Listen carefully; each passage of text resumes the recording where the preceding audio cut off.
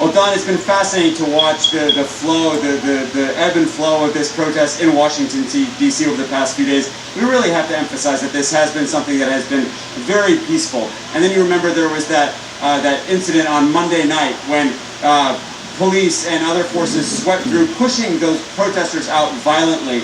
And yet they have come back time and time again with that energy, with that passion to protest not just the death of George Floyd, but of course the death of many African Americans at the hands of the police. It is late here, Don. It is past the curfew, and things are getting tense. And I just want to give you a sense of what we're seeing right here. This is the front line. If you look down this line, you can see protesters face to face with these troops. Now, these are National Guard troops. Some of the 2,000 to 3,000 National Guard troops that have been deployed onto the streets of Washington to backfill in a law enforcement capacity.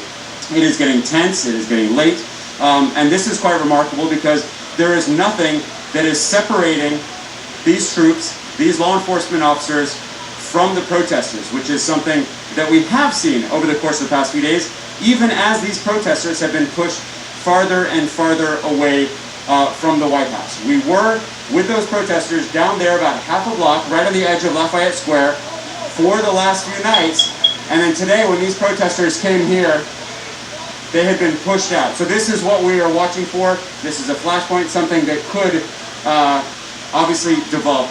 One thing we want to make clear, Don, at the top of your show at 10 o'clock, we talked about the possibility of active duty troops being deployed in Washington. What I want to make clear is there are no active duty troops that have been deployed into the streets. It is just troops like these who are National Guards.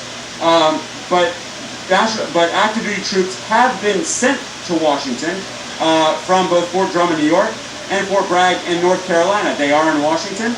They are ready to be deployed, and that has created a bit of friction between the President and his Secretary of Defense. The President has said that he wants to see military putting down some of these protests, while the Secretary of Defense has said that he is not comfortable with the idea of active duty troops being used in the streets. But they have been sent to Washington, but they have not been deployed. So, Don, you can see here, tense. If I'm going to ask Jay McMichael to pan to the left, you can see that the crowds have been thinning out. This entire intersection was packed all day long, but as we said, it's late. But protesters remain. They are energized. They are frustrated, and they don't seem to be going anywhere despite this curfew.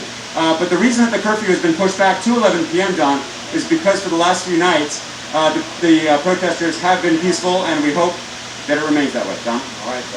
Alex Marquardt out in Washington, D.C. Again, the curfew, 11 p.m. It is well past that, almost the midnight hour, and protesters are still out. Alex will check back. He'll continue to cover. You know, we're seeing